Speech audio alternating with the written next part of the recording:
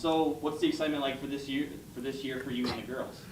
You know, we got a good start to the season. Got the first win under our belt Monday. We lost 3 starters, so you know we're mixing and matching and putting some kids in some spots and trying to do the best we can do with the players that we've got. But the nice thing is we've got a lot of good young players, and we're going to be just fine.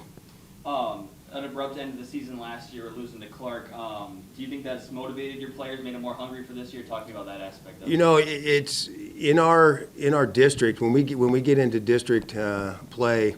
The last 2 years, it's been our conference has been in the same district, and you know we were fortunate enough to get them twice during the regular season, and then they got us there at the end, and they made it to state. So you know our kids, they haven't forgot that. The nice thing about the way our conference is set up this year, from top to bottom, it's as good as it's ever been. And so what I like about that is every night we've got to be focused. And so there's not a night off in our conference. There's not a night off really in our schedule. And so that helps us towards the end of the season, you know, playing good competition, have to focus every game. And our kids are ready for that. I saw online, correct me if I'm wrong, 1 senior this year. Does that worry you at all, or is it more so the fact that your younger girls have that experience from years past? Yeah, they've got a lot of experience, whether it's travel ball, whether it's, you know, playing JV last year, moving into the varsity ranks this year, vice versa. Yeah, we lose our shortstop, Lauren Bear, all tournament player 2 years ago on our state championship team, and holds down that shortstop spot really well and bats second in our lineup. So we're going to lose a good player.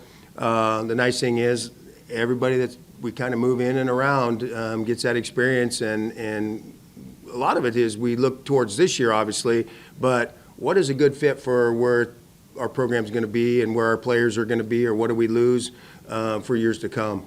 Talking about some of those key players that you expect to have big years. You know, Sid Hoskins is behind the plate. She dressed on our varsity team as an 8th grader, started last year as a freshman, knows our pitchers really well. Again, a lot of it has to do with the travel ball that these guys all play. Addie Halstead will be our number 1 pitcher. Juliana Brown will be our number 2 pitcher right in behind here, and she'll play right field or shortstop when she's not pitching. You know, really, Ashley Berry out in left field started for us last year, hit the ball really well. Leah Myers at third base. You know, center field's new this year. That's a new spot. We had a graduation there, but you know, we've got 2 that are both capable of playing that position right now, in Avery Major and Sayla Rosenboom.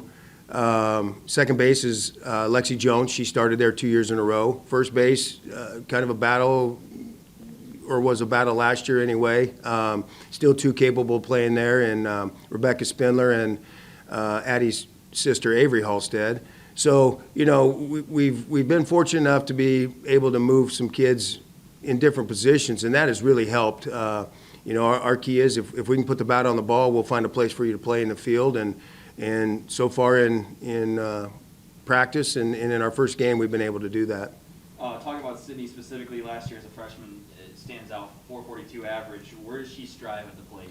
You know, her biggest opponent is herself sometimes. You know, we've talked about that. You know, she wants to do too much sometimes, and you know, instead of just going out and doing what you do.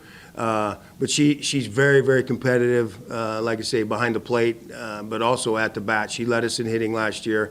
Ashley Berry and Aaliyah Myers both were good hitters for us last year, and good power for both of those, double hitters. And you know, we're going to need that and more this year. Like I said earlier, we've got top to bottom, you know, Davis County and Knoxville tied for conference and second in conference last year, and they lose no players. Eddyville, Blakesburg, they're going to be good. They're good every year. Tony does a great job over there, and so they're going to be good to go. And Clark knocked us out of the tournament last year, and their coach is back. And Sheraton was up and coming last year, and Centerville's got a new coach this year. So you know, just playing Centerville the other night, their morale in their program is totally different than the last 2 years. So you know, again, the nice thing is there's no off nights, and we're going to have to be ready to go. And if you're not ready to go on a night, you're going to take a thumping. What are some signs that Albia softball will be good here as we look through this season? What are some keys for you your squad that you think that will represent that you guys are playing good softball? You know, our schedule is really rough, and I mentioned just our conference schedules, but you throw in our non-conference with a ranked Oskaloosa, a ranked Fairfield, a ranked West Burlington, you know, Pella Christian, who plays in the tough conference that they play in. We'll see them twice, and we're going to go down to Ottumwa and play Southeast Polk and Roland Story. So, you know, in my opinion, or my philosophy is, as far as game scheduling, is not to back off from any of those teams. You know, it's going to only help us, and we look. Not that we take any games for granted, because definitely we don't, but, you know, you've got to get yourselves ready to go down the stretch. And, you know, this is the second year in a row we've started out not ranked. And, you know, that doesn't set really good with our kids. And they know, you know, last year we did the same thing, weren't ranked, and then all of a sudden we beat some really nice teams and got ourselves into the top 5 there towards the end of the season. So, you know, and that's our goal too. Play well every night and let the rankings take care of themselves. I honestly, it doesn't really matter till the end of the season where you're at. And but playing good teams is sure going to help us.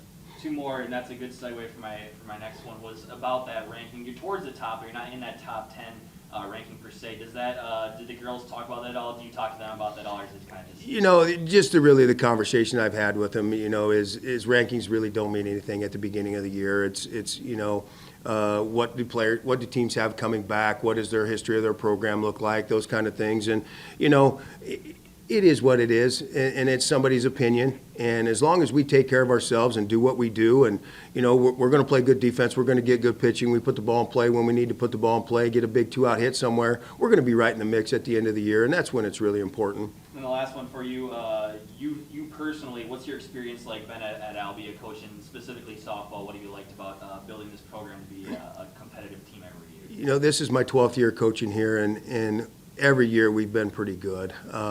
You know, the kids play really hard. They've spent a lot of time with, whether it's parent, whether it's a travel coach, whether it's, you know, in the sport, in the season, honing their skills, their attitudes. Really, the biggest thing is their expectations.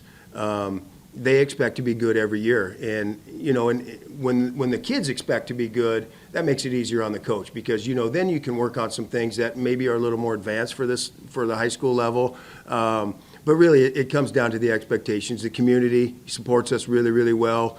You know, we're on the radio, we're on TV, you know, we're on live stream pretty much every game we play, and we'll have a big crowd again tonight. It's Eddyville, and they'll bring a whole crew from their community over, and what a great way to really end the first week of high school softball.